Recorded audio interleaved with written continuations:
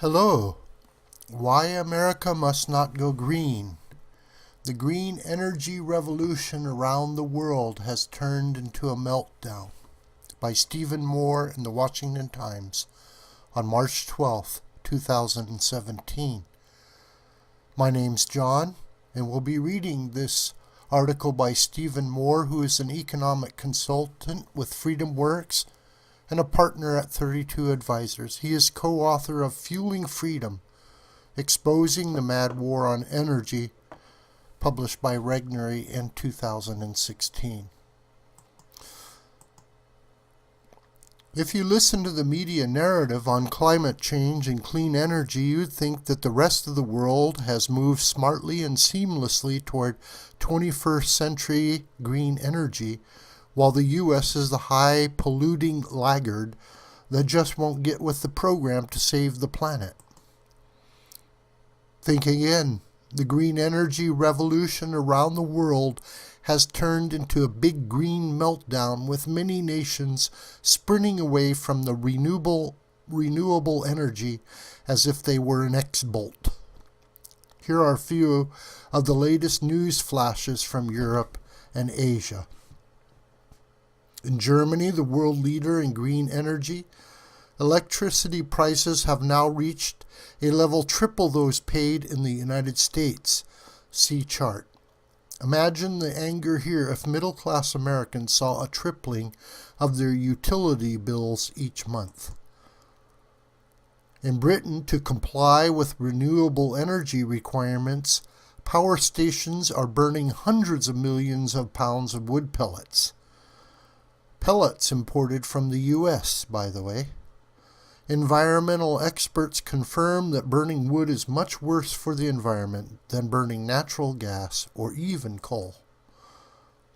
Australia, another green energy leader, saw its electricity prices skyrocket this past winter. According to an analysis by the Institute for Energy Research, power costs surged unbelievably from $100 per megawatt hour to $10,000 per megawatt hour because of heavy dependence on its unreliable renewable energy program. The government had to reopen one of its shuttered natural gas plants to keep prices from further exploding.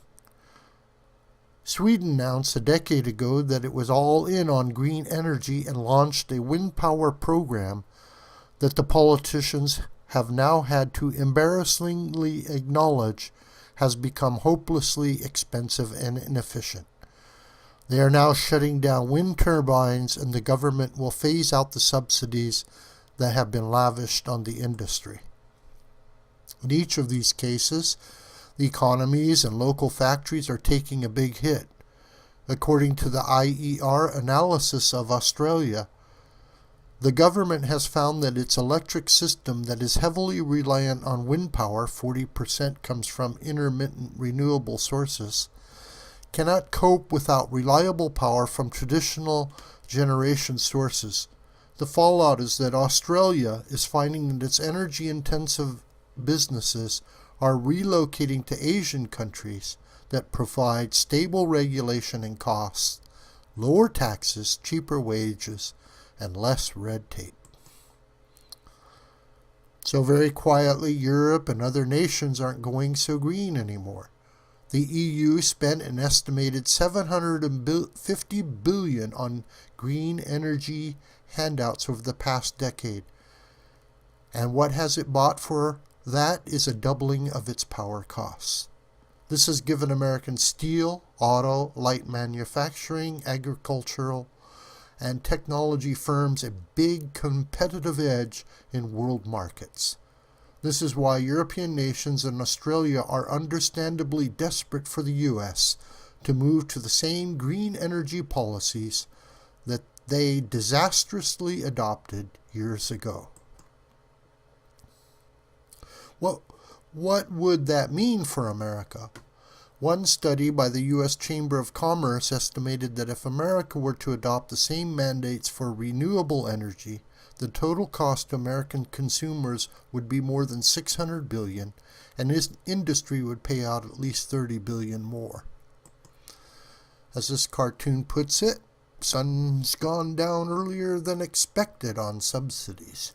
By the way, the U.S. already provides subsidies to wind and solar power that are 5 times higher per unit of energy produced than for nuclear power, and 20 times more generous than for fossil fuels, according to 2016 American Action Forum study. Yet wind and solar are still less than 5% of American energy output, despite all the money spent. Why not just eliminate all American energy subsidies and let the free market decide? The left disparages this approach as a move toward dirty energy. Wrong. Even though the U.S. has never been all in on green energy the way Europe has, the Department of Energy reports that America has reduced its carbon emissions more than the EU has because we are producing and consuming more clean-burning natural gas.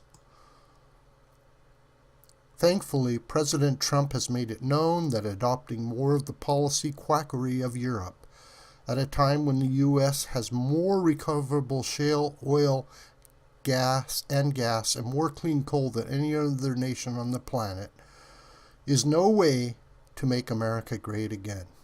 Europe is running away from the fantasy of green energy, and this is one rare instance when America may want to follow their lead. This video is a production of the School of the White Crane. I'm John Brooker.